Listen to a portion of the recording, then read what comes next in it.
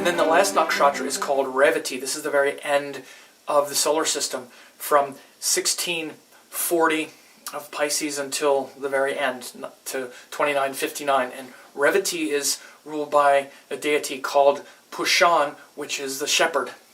So, you know, a lot of the imagery of a shepherd, you see a lot of this in Christianity, for instance, you know, it's really very similar to what you would see with Pushan, this deity. And it's also where it's the end of the zodiac. It's where the soul has done all of that work in Uttarabhadra, did all that hard work, because it's tapas is what it's called. It's effort, where you sacrifice worldly happiness and all of this stuff in order to know the truth. It takes a lot of exertion, a lot of power, it's not very easy.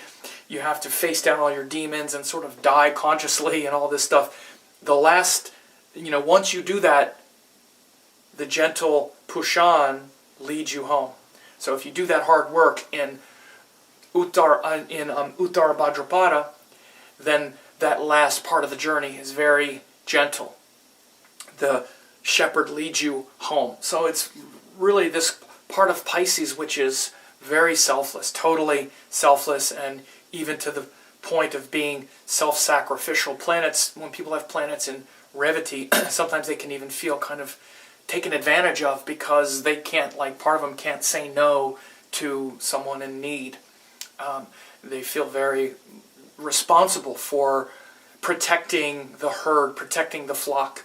Very much about sort of ministers and teachers and those who want to provide shelter for those in need.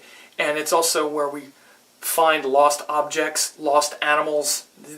These are the stories of Pushan, the deity, where you find the lost animals on the road, and he finds them and brings them home. So it's good for finding lost objects.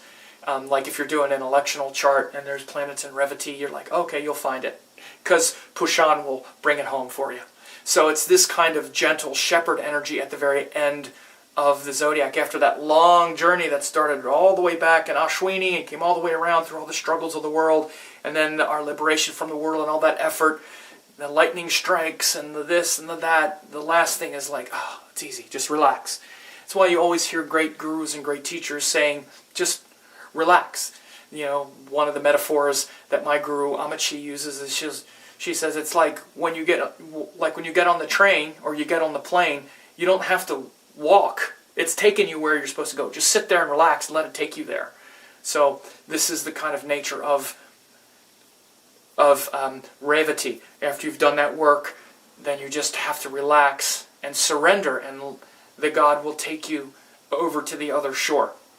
So I hope you've enjoyed these quick anecdotes and stories about the nakshatras. And there you go.